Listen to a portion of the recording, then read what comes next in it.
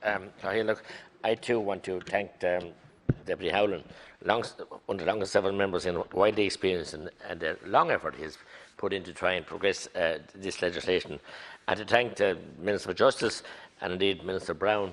I'm sure enough. This came to light, I suppose, in a big way.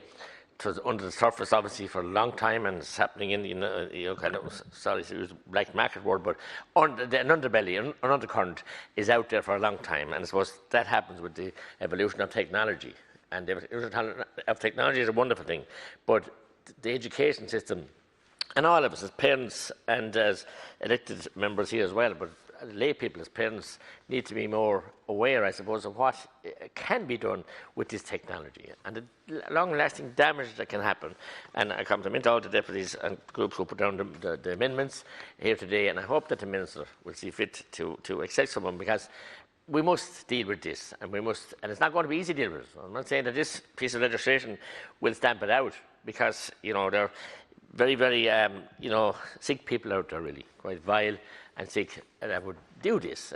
And above all, to breach of trust, if they're in a relationship, an adult relationship, and, to take these images in privacy and with consent, and into whatever, if there's some dispute or whatever, or maybe they don't continue in a relationship, and to even contemplate doing such harmful content, to disperse it into any kind of a medium, but even if it's only shared among a few, but to put it into what happened recently, thousands of images appearing, and it's just so damaging to the people involved, and so dangerous, and we get so much stuff on social media, and you just get bombarded, and things can be accepted as norms, new norms. So Deputy Howland has been championing this, and others, but look, we need to deal effectively with it. And I want to salute Garda Síochána and the Chief Superintendent Derek Smart in Tipperary for the new unit that he has set up in Thurles to deal with sexual crimes in recent past, and in every division now. But I really am pleased that they were way oversubscribed by the Garda and members of Garda Síochána, who were already willing and able to take up the cudgels here and to deal with this, because it's badly needed. Because, things have evolved and changed, and I suppose the members of Garda Síochána, more than anyone else, weren't, well equipped and probably trained, and maybe the technology had passed us out.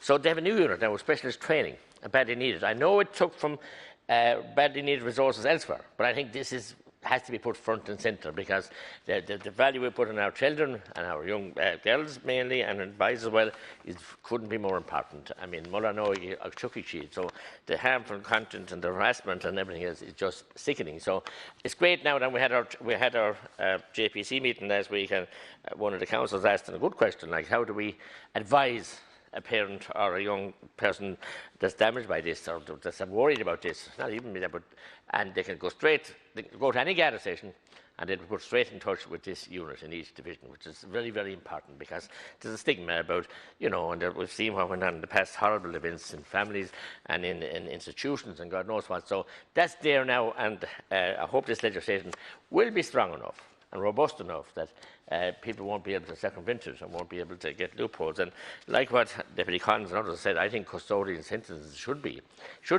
And I'd be worried, because Deputy Dennis Naughton this morning raised about the sexual crimes register, and kind of not being effective enough and policed enough, and maybe one check in a week by a person. So is that legislation robust enough to deal with the people we're trying to take off our streets and get off of our internets and off our lives, and interfering with our lives, and making money out of harmful content?